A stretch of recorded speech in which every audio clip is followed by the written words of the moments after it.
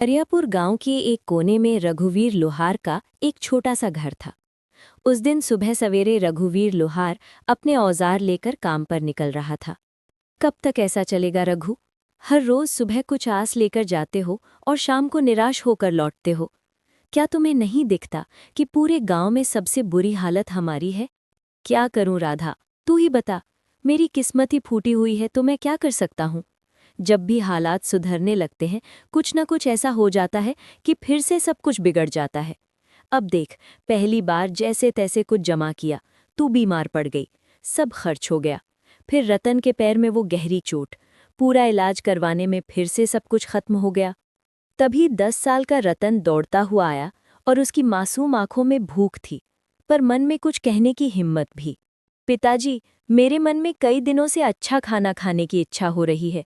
हमारे घर में दूसरों की तरह पकवान क्यों नहीं बन पे? रघुवीर की आंखें नम हो गईं। तू चिंता मत कर बेटा, हमारे दिन भी जरूर बदलेंगे। एक वक्त आएगा जब हम लोग दूसरों से भी अच्छे पकवान बनाएंगे। फिर तेरा जो दिल करेगा वही खाएंगे। लेकिन पिताजी, एक बात बोलूं, जब पड़ोस की ताई अम्मा के घर से पकवानों की खुशबू आती है ना, तो मैं तो खिंचा चला जाता हूँ। एक दिन चला भी गया था, लेकिन उन्होंने मुझे देखते ही खाना छुपा लिया और कहा, यहाँ मत आ, भाग जा यहाँ से। तो मैं वापस आ गया। राधा की आंखों से आंसू बहने लगे। उसका दिल जैसे किसी ने मसल कर रख दिया हो। रघुवीर कुछ नहीं बोला, चुपचाप अपने औजार उठाए और लोहार की दुकान की ओर चल पड़ा। रघुवीर की लोहार की दुकान गांव के चौराहे पर थी। उस दिन जैसे ही उसने भट्टी सुलगाई और हथौड़ा उठाया, उसे लगा कि उसके बाजुओं में अब पहले जैसी ताकत नहीं रही। उसके हाथों की चोटें भी जैसे थक चुकी थीं। हे भगवान, और कितनी परीक्षाएं लोगे? आज एक भी ग्राहक नहीं आया, और ऊपर से घर की हालत, रत्न की मासूम बातें सब कुछ तोड़कर रख देती हैं। तभी गांव का मुखिया दुकान पर आ पहुंचा। उसके चेहरे पर एक औपचारिक मुस्कान थी। हाँ रघुवीर, क्या हुआ? आज तुम्हारे हाथों में पहले जैसा जोर नहीं दिख रहा। क्या बात है? मन कुछ बोझे लग रहा है, क्यों? हाँ मुखिया जी, अब आप तो सब जानते हैं, फिर भी पूछते हैं। मेरा परिवार बहुत बड़ी आर्थिक तंगी में है। मेहनत तो बहुत करता हूँ, लेकिन हाथों में किस्मत नहीं है। मुखिया चुप रहा, लेकिन तभी बगल से बाली आ गया। गांव का वो आदमी जिसे दूसरों के दुख में भी मजा आता था। मुखिया जी, मैं तो कहता हूं कि इस रघुवीर को गांव से निकाल देना चाहिए। उसकी मनहूस छाया धीरे धीरे पूरे गांव में फैल रही है। कहते हैं कुछ लोग ऐसे होते हैं जिन पर काल की छाया होती है और जो पूरे गांव को बर्बाद कर सकते हैं। मुखिया पहले चौंका, फिर हंसने लगा। बाली भी हंसने लगा। अरे बाली, तू भी ना, चल छोड़ इसे, चल यहाँ से। दोनों रघुवीर की हालत पर हंसे और चले गए। रघुवीर वहीं बैठा रहा, आंखें आसमान की ओर उठाए। हे भगवान, क्या मैंने अपनी तकदीर खुद लिखी थी? क्या मैंने किसी का बुरा किया है? कभी चोरी, कभी बेईमानी, मैंने कुछ बुरा नहीं किया। फिर मेरी ऊपर ये दुख क्यों आया है? क्यों? मेरे सपनों के दिए बुझ गए, मेरी उम्मीदों के चिराग बुझ गए। धुंध में खो गया हूँ, कहीं से रास्ता नजर नहीं आता। ये तन्हाई कब खत्म होगी? उसकी हथेली से हथौड़ा नीचे गिर गया। उसका हौसला उस दिन भट्टी से पहले ही बुझ गया था। मैं आज भी खाली हाथ जाऊंगा। राधा उम्मीद लगाए बैठी होगी। मेरा तो घर जाने का भी मन नहीं कर रहा। मैं क्या करूं? मेरा बेटा भूखा होगा। शाम को रघुवीर थका हारा अपने घर पहुंचा। उसका चेहरा उदास था। जैसे ही उसने घर में कदम रखा, राधा ने उसे देख लिया। अरे, क्या हुआ रघु? आज तुम्हारा चेहरा इतना उदास क्यों है? अरे कुछ तो कहो। रघुवीर की आंखें भर आई। उसने धीरे से राधा की ओर देखा। अब तो सारे गांव वाले भी मेरी बुरी किस्मत का मजाक उड़ाने लगे हैं राधा। और क्या कहूँ, आज तो दुकान पर एक भी ग्राहक नहीं आया। हाँ, और ऊपर से मुखिया और बाली, वो दोनों मेरी किस्मत पर हंसते हुए चले गए। मैं तुम्हारे लिए खाने के लिए भी कुछ नहीं ला सका। राधा चुप हो गई। उसकी आंखें भर आई। सुबह जब तुम दुकान जा रहे थे, तब मैं भी तुम्हें बोल रही थी, इसमें गलती मेरी भी है। मैं भी कभी तुम्हारे दुख को पूरी तरह समझ नहीं पाई। फिक्र मत करो, भगवान सब ठीक करेगा। रघुवीर कुछ नहीं बोला। वो चुपचाप चारपाई पर लेट गया। उसके हाथ कांप रहे थे, लेकिन आवाज नहीं निकली। अगले दिन सुबह होते ही राधा ने रघु से कहा, रघु, खाने के लिए कोई चीज उधार ही ले आओ। हमारे गांव की दुकान, हो सकता है तुम्हें कुछ सामान उधार दे दे। नहीं राधा, मैं कल भी गया था उसके पास। वो पहले अपना पिछला उधार मांग रहा है। अब मुझे उसकी दुकान पर जाते हुए शर्म आती है। मुझे नहीं लगता कि हमारे हालात कभी भी ठीक हो सकेंगे। ऐसा ही चलता रहा तो हमें ये गांव छोड़कर जाना पड़ेगा। गांव में 2-3 लोगों से पहले ही मैं उधार ले चुका हूँ। अब मेरे अंदर इतनी हिम्मत नहीं कि किसी और से उधार मांग लूं। सबको पता है कि मैं उधार लेकर वापस नहीं करता। वापस करूं भी तो कहाँ से? हमारे पास इतने पैसे होते ही नहीं, जो आते हैं वो लग जाते हैं। हाँ रघु, ये तो है। भगवान पता नहीं किस बात की सजा दे रहा है हमें, लेकिन हमें उम्मीद रखनी चाहिए। हमारे भी दिन एक दिन जरूर बदल जाएंगे। ये बात तो मुझे तुमसे सुनते 10 साल हो गए हैं। आज तक ऐसा दिन नहीं आया। वो चुपचाप घर से निकल पड़ा और सीधा जंगल की ओर चल दिया। उसका दिल बहुत भारी था, आंखों में उदासी थी और कदम जैसे बेजान थे। दिमाग में बार बार एक ही ख्याल आ रहा था, क्या जिंदगी का यही अंत है? क्या मैं अपनी तकलीफों से हमेशा के लिए मुक्त हो जाऊं? रघुवीर आत्महत्या के विचारों में डूबा हुआ गांव की सीमा तक पहुंच चुका था। तभी सामने से मुखिया आता हुआ दिखाई दिया।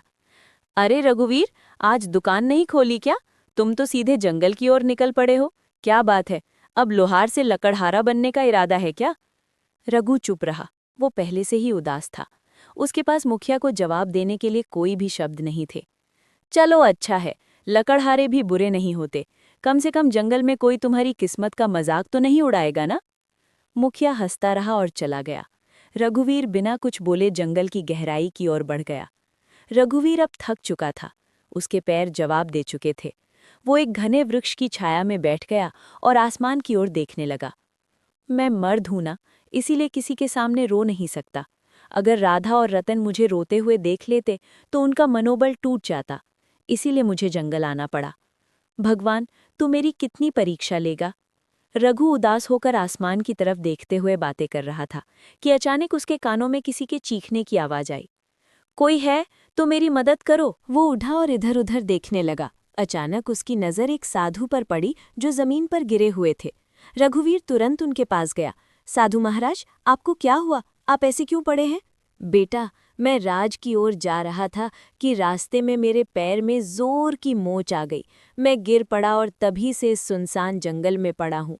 ये जंगल इतना वीरान है कि यहाँ कोई आता ही नहीं। कई दिन हो गए कोई इंसान नहीं दिखा। मुझे बहुत प्यास लगी है। मेरा गला सूख रहा है। अगर जल्दी पानी नहीं मिला तो शायद मैं बच न सकूं। रघुवीर घबरा गया और तुरंत इधर उधर देखने लगा, शायद कहीं से पानी या कोई मदद मिल जाए।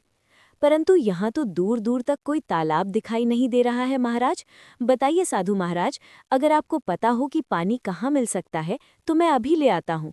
यहाँ से लगभग 2 मील दूर एक तालाब है, तुम मेरे लिए वहाँ से पानी ले आओ बेटा। इतना कहकर साधु ने अपना कमंडल रघुवीर के हवाले कर दिया।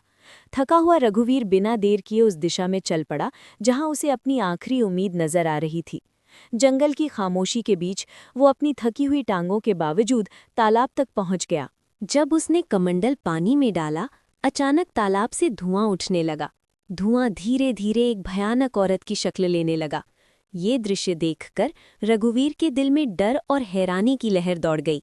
तेरी हिम्मत कैसे हुई उस तालाब का पानी लेने की? क्या तुझे नहीं पता कि उस तालाब से कोई जल नहीं ले सकता? देखो, मुझे सच में नहीं पता था कि ये तालाब तुम्हारा है। मुझे माफ करो, मैंने ऐसा कोई अपमान नहीं किया। मैं एक डायन हूँ। अगर तुझे ये जल चाहिए तो मेरी एक पहेली का उत्तर देना होगा। अगर उत्तर गलत दिया तो इसी तालाब में डुबोकर मैं तुझे मार दूंगी। लेकिन हाँ, एक और रास्ता है जिससे तू बच सकता है। तू बिना जल लिए यहाँ से चला जा, ना पहेली ना मौत। रघुवीर गहरी सोच में डूब गया। एक ओर साधु की प्यास और दूसरी ओर मृत्यु का भय। मैं यहाँ से जल लिए बिना बिल्कुल नहीं जाऊंगा। मैंने किसी से जल लाने का वचन दिया है और मैं अपना वचन नहीं तोड़ूंगा। तो मेरी ये पहेली सुन। एक घर ऐसा जो हर दिशा में खुला हो, जिसके अंदर उजाला हो पर ना कोई खिड़की हो, ना कोई दरवाज़ा, ना कोई दीवार हो और ना ही कोई जमीन, फिर भी सब कुछ उसमें समाया हो। बता, कौन है वो? रघुवीर ने कुछ क्षणों के लिए अपनी आंखें मोड़ लीं। उसकी सांसें तेज और बेकाबू थीं, मानो दिल के भीतर एक तूफान चल रहा हो। लेकिन उसके चेहरे पर एक अनोखा सा सुकून था, एक गहराई से भरा शांत भाव, जैसे वो अपने भीतर की रोशनी से सच्चाई को खोजने की कोशिश कर रहा हो। अंदर से बेचैनी के बावजूद उसके माथे पर एक दृढ़ संकल्प की रेखा साफ नजर आ रही थी, जो ये बता रही थी कि वो हार मानने वाला नहीं है। वो है मनुष्य का मन, जो हर दिशा में खुला होता है, जिसमें उजाला भी होता है और अंधकार भी। ना कोई दीवार, ना कोई दरवाज़ा, फिर भी उसमें पूरा संसार समा जाता है। डायन कुछ पल चुप रही, जैसे रघुवीर के उत्तर पर हैरान हो गई हो। फिर अचानक वो जोर से हंसने लगी, एक ऐसी हंसी जिसमें हैरानी, गुस्सा और शायद थोड़ी सी खुशी भी छुपी हुई थी। तू पहला योगी है जिसने मेरी पहेली का सही उत्तर दिया है। जा, जितना जल चाहिए ले जा। आज तुझसे मिलकर मुझे प्रसन्नता हुई। रघुवीर ने अपने कमंडल को ठंडे और साफ जल से भर लिया। उसकी आंखों में एक चमक थी, सफलता और संतोष की। फिर वो तेजी से लौट पड़ा। कदमों में जल्दी थी, लेकिन दिल में शांति। वो सीधे उसी स्थान पर पहुंचा जहां साधु महाराज निर्जीव से पड़े थे, जैसे उनके जीवन की आखिरी उम्मीद सिर्फ रघुवीर की वापसी से जुड़ी हो। लीजिए महाराज, मैं जल ले आया हूं। साधु ने जल पीते ही रघुवीर को गहराई से देखा। उनकी आंखों में हैरानी और आश्चर्य साफ झलक रहा था। बेटा, क्या सच में तुमने इसी तालाब से जल लिया है? हाँ महाराज, आपने कहा था और मैंने निभाया। मुझे लगा था कि तुम जल नहीं ला पाओगे, क्योंकि मैं जानता था कि उस तालाब में एक डायन का वास है। जब भी कोई मनुष्य जंगल में आता है, मैं हमेशा उसकी ऐसी ही परीक्षा लेता हूँ। अक्सर मैंने देखा है कि वो मनुष्य डायन के डर से भाग जाता है, लेकिन तुम पहले मनुष्य हो जिसने उस डायन की पहेली को हल किया और मेरे लिए जल लेकर आए हो। इतना कहकर साधु ने अपनी आंखें बंद की और कुछ मंत्र पढ़ने लगे। तभी वहां रंग बिरंगी किरणों के साथ एक सुंदर हिरण प्रकट हो गया। तूने मेरी मदद की है, इसीलिए मैं तुझे ये भेंट देना चाहता हूँ। साधु महाराज, इतना तो मुझे पता चल गया है कि आप कोई चमत्कारी साधु हैं, परंतु मैं इस हिरण का क्या करूँगा महाराज? इसे अपने घर ले जा और अपनी बेटी की तरह पाल इसे, और याद रख, ये हिरण तेरी किस्मत बदल देगा। मैं जानता हूँ कि तू सबसे ज्यादा अपनी किस्मत की वजह से परेशान है, वरना तेरे अंदर कोई बुराई नहीं है। तू मेहनती लोहार है, तेरे मन में कोई लालच नहीं है, और तू दूसरों की मदद करने वाला भी है। इतना कहकर साधु वहां से चले गए। रघुवीर ने उस हिरण को सावधानी से उठाया और अपने घर ले आया। हिरण की सुंदरता और चमक देखकर रघुवीर के दिल में नई उम्मीद जगी, और उसने ठाना कि उसकी रक्षा करेगा और अपनी किस्मत बदलने की कोशिश करेगा। अरे, ये हिरण आपको कहाँ से मिला? रघुवीर ने सारी कहानी राधा को सुनाई। हमारे घर तो वैसे ही खाने के लाले पड़े हैं। साधु महाराज को अगर देना ही होता तो धन देते, इस हिरण को क्यों पकड़वाया? हाँ, अब साधु महाराज ने कुछ सोच समझ कर ही दिया होगा। उन्हें भी तो हमारी इस हालत के बारे में अच्छी तरह पता था। तभी वहां रतन आ गया। पिताजी, ये हिरण वाकई बहुत अच्छा है। मेरे साथ तो अब गांव का कोई भी बच्चा नहीं खेलता, क्योंकि हम गरीब हैं ना, लेकिन अब मैं इस हिरण के साथ खेलूंगा। इतना कहकर रतन हिरण को लेकर घर से बाहर चला गया और खेलने लगा। हिरण इतना सुंदर था कि जिस किसी की भी नज़र उस पर पड़ती, उसका मन मोह जाता। अगले दिन जब रघुवीर अपने दुकान पर जाने की तैयारी कर रहा था, तभी गांव का जमींदार उसके घर आ पहुंचा। आप तो जमींदार हैं, मेरे घर पर क्या करने आए हैं? इससे पहले तो आप कभी नहीं आए। भला मुझ जैसे गरीब के घर में आपका क्या काम है? हाँ, बात तो तू सही कह रहा है रघुवीर, लेकिन बात यह है कि आज मैंने तेरे बेटे यानी रतन को एक हिरण के साथ खेलते देखा है। वो हिरण वाह वाह वाह बहुत ही सुंदर था।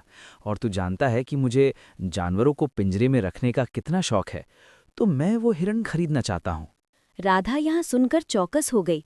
वो कुछ कहने ही वाली थी कि माफ कीजिए, मैं वो हिरण आपको नहीं बेच सकता। अरे भाई, मैं तुम्हें इसकी अच्छी कीमत दूंगा। आप मुझे चाहे उसकी कितनी भी कीमत दें, माफ कीजिएगा, मैं उस हिरण को नहीं बेचूंगा। जमींदार क्रोधित होकर वहां से चला गया। आपने ये क्या किया? जमींदार हमें इसकी अच्छी कीमत दे सकता था, हमारी हालत कुछ बेहतर हो सकती थी। मैं ये हिरण नहीं बेचूंगा राधा, क्योंकि ये हिरण मुझे साधु महाराज ने भेंट किया है, और भेंट की हुई वस्तुओं को कभी बेचा नहीं जाता। कुछ दिन ऐसे ही बीत गए। रघुवीर और उसका परिवार हिरण से इतना जुड़ गया था कि उसे छोड़ने का ख्याल भी नहीं आता था। फिर कुछ दिनों बाद एक व्यापारी वहां आ पहुंचा। अरे भाई, मुझे तुम्हारा ये हिरण बहुत पसंद आया है। मैं तुम्हें इसकी मांगी हुई कीमत दूंगा। ये हिरण मुझे बेच दो। तुम चाहे मुझे कितना भी धन क्यों ना दो, मैं इसे नहीं बेचूंगा। अरे, तुम गरीब के गरीब ही रहोगे। तुम सामान्य लोहार हो, समझते ही नहीं कुछ। व्यापारी वहां से चला गया। राधा रघुवीर पर गुस्सा हो गई। जब से ये हिरण आया है तब से हमारा खर्चा और बढ़ गया है। पहले जमींदार को लौटा दिया और अब व्यापारी को भी मना कर दिया। क्यों नहीं बेचा इसे? राधा, न जाने क्यों मुझे इस हिरण से अब एक खास लगाव हो गया है। और वैसे भी साधु महाराज ने कहा था कि इसे अपनी बेटी की तरह पालना। अब ये मेरी बेटी जैसा है, और भला कोई अपनी बेटी या को मांगी हुई कीमत पर बेचता है क्या? खुद सोचो ना राधा। ये सुनकर राधा चुप हो गई और नम आंखों से मुस्कुराने लगी। धीरे धीरे वो हिरण उनके परिवार का हिस्सा बन गया। वहीं किशोरनगर के राजमहल में उदासी छाई हुई थी। राजा विक्रम अपनी 20 वर्षीय पुत्री चंद्रलेखा को देख रहे थे, जो बेहोशी की स्थिति में थी। उनके बगल में राजगुरु थे। राजगुरु, क्या मेरी पुत्री ठीक हो पाएगी? मैंने राज्य के बड़े बड़े वैद्यों को दिखाया, लेकिन कोई फायदा नहीं हुआ। महाराज, आपकी पुत्री को एक विचित्र बीमारी है। इसका इलाज संभव है, लेकिन वो अत्यंत दुर्लभ है। तो फिर जल्दी से बताइए ना गुरुजी, इलाज क्या है? ध्यान से सुनिए। एक मायावी हिरण का आंसू और एक गरीब मनुष्य का आंसू, जब ये दोनों एक साथ मिलेंगे तो वे एक दिव्य पुष्प में बदल जाएंगे। उस पुष्प को राजकुमारी के शरीर पर स्पर्श कराना होगा, तभी वे स्वस्थ हो पाएंगी। तो फिर बताइए वो मायावी हिरण कहाँ मिलेगा? मैं उसे किसी भी कीमत पर ढूंढ लाऊंगा। और गरीब की बात तो कीजिए ही मत, हमारे राज्य में गरीबों की कोई कमी नहीं है। आपने पूरी बात सुनी नहीं महाराज। अगर किसी गरीब को जबरदस्ती रुलाया गया तो वो आंसू व्यर्थ होगा। दोनों को अपने आप दिल से रोना होगा, तभी वो पुष्प प्रकट होगा। तो फिर क्या तुम्हें पता है राजगुरु कि वो हिरण इस समय किसके पास है? हाँ महाराज, मैंने साधना के दौरान ये देखा है। वो मायावी हिरण्य हरियापुर गांव के एक लोहार के पास है। राजा विक्रम अपने मंत्री जगन्नाथ और 2 सिपाहियों के साथ हरियापुर की ओर रवाना हुए। कुछ ही देर में वे हरियापुर पहुंचे। वहां गांव का मुखिया दौड़ता हुआ आया। हमारे तो भाग्य ही खुल गए, राजा विक्रम पधारे हैं। मुझे तुम्हारी बातें सुनने में कोई दिलचस्पी नहीं है। बस इतना बताओ, क्या इस गांव में कोई लोहार रहता है जिसके पास एक हिरण है? हाँ महाराज, रघुवीर लोहार है। पूरे गांव को पता है कि उसके पास एक हिरण है, और वो हिरण किसी को देता भी नहीं है, क्योंकि वो अत्यंत सुंदर है। मुखिया राजा विक्रम को लेकर रघुवीर के घर की ओर चल पड़ा। मंत्री, 2 सिपाही और स्वयं राजा को देखकर रघुवीर चौंक गया। क्यों? क्या तुम्हारे पास कोई हिरण है? और क्या वो मायावी भी है? प्रणाम महाराज। प्रणाम। हाँ महाराज, मेरे पास एक हिरण है, लेकिन मुझे नहीं पता कि वो मायावी है या साधारण। मेरे लिए तो वो मेरे बेटे जैसा है। वो हिरण तुम्हें कहाँ से मिला? एक साधु महाराज ने मुझे ये हिरण भेंट किया था। महाराज, समझ गया। उस साधु ने तुम्हें एक मायावी हिरण दिया है। चलो, मैं उसे खरीदना चाहता हूँ। क्षमा कीजिए महाराज, मैं इसे बेचना नहीं चाहता और बेच भी नहीं सकता। महाराज, ये इतना ही मूर्ख है कि जमींदार ने भी इसे खरीदने की कोशिश की, मगर उसने नहीं बेचा। हमारे गांव का सबसे बड़ा व्यापारी महंगी कीमत देने आया, लेकिन फिर भी वो नहीं बिका, और अब उसने आपको भी मना कर दिया है। उसकी हिम्मत तो देखिए। देखो लोहार, मुझे उस हिरण की बहुत ज़रूरत है। मैं तुम्हें उसकी महंगी कीमत दूंगा, समझ रहे हो ना? महाराज, मैं नहीं दूंगा, क्षमा कीजिए। मैं तुम्हें आधा राज सूप दूंगा, बस मुझे वो हिरण दे दो। नहीं महाराज, अगर आप मुझे पूरा राज्य भी दे दें तब भी मैं उसे आपको नहीं दूंगा, क्षमा करें। सिपाहियों, इस लोहार को बंदी बना दो और उस हिरण को पकड़कर महल में ले आओ। चलो। सिपाहियों ने रघुवीर और हिरण दोनों को पकड़कर महाराज के सामने पेश किया। कैसा लग रहा है अब मूर्ख? मैं तुम्हें आधा राज्य देने को तैयार था और तुमने इनकार कर दिया। अब मैं तुम्हें उस हिरण को बिल्कुल नहीं दूंगा। आखिरी बार देख ले इसे, मूर्ख कहीं के। महाराज, मैं जानता हूं कि आप जो निर्णय लेते हैं उस पर अडिग रहते हैं।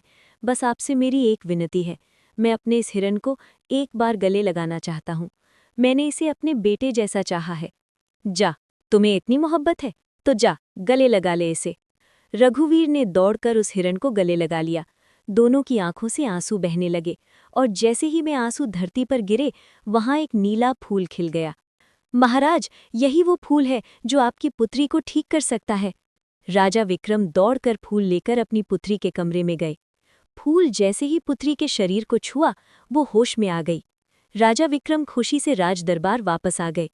मुझे माफ कर दो रघुवीर, मैंने अपनी पुत्री के प्यार में अंधा होकर तुम्हारे साथ अन्याय किया। तुम्हारे आंसू सच्चे थे। अब मैं समझ गया कि तुम कितना सत्य बोल रहे थे। तभी वहां साधु महाराज प्रकट हो गए। महाराज, ये गरीब लोहार किस्मत का मारा है। उस हिरन को मैंने ही उसे भेंट किया था और मैंने कहा था कि ये उसकी किस्मत बदलेगा। मैं जानता था कि आपकी पुत्री का इलाज उसी मायावी हिरन से होगा, लेकिन वो तभी संभव था जब हिरन पालने वाले की आंखों से सच्चे आंसू निकले, और सच्चे आंसू केवल सच्चे इंसान के निकलते हैं। साधु ने रघुवीर को देखकर कहा, रघुवीर, तुम्हारा काम पूरा हुआ, और जैसा कि मैंने कहा था, ये हिरन तुम्हारी किस्मत बदलेगा। अब समय आ गया है। रघुवीर, हम तुम्हें बहुत सा सोना देते हैं। तुम्हारी वजह से हमारी पुत्री ठीक हो गई है। हम तुम्हारा यह एहसान कभी नहीं भूलेंगे। महाराज, आपकी मेहरबानी है, लेकिन कृपया करके मुझे ये ना दें। नहीं नहीं नहीं रघुवीर, ये भेंट है और भेंट को कभी ठुकराते नहीं। आज से तुम मेरे राजमहल में मेरे सलाहकार बनकर रहोगे और मेरे खजाने की रिक्शा का काम तुम्हारे कंधों पर होगा। तुम सच्चे इंसान हो, और हाँ, जिस गांव में तुम रहते हो, आज से तुम उस गांव के जमींदार हो। वो पूरा गांव अब तुम्हारा होगा। रघुवीर पूरी दौलत लेकर अपने घर वापसी की राह पर निकला, जो उसकी मेहनत, ईमानदारी और सच्चाई का अनमोल इनाम था। इस तरह एक सामान्य लोहार अपनी मेहनत और प्यार की वजह से अपनी किस्मत बदलने में कामयाब हो गया। उसका जीवन अब पहले से कहीं ज्यादा खुशहाल और सफल था, और वो अपने गांव के लिए एक मिसाल बन गया। प्यारे दोस्तों, ऐसे ही वीडियो देखने के लिए वीडियो को लाइक, दोस्तों के साथ शेयर और चैनल को सब्सक्राइब करना बिल्कुल मत भूलना। आपका धन्यवाद।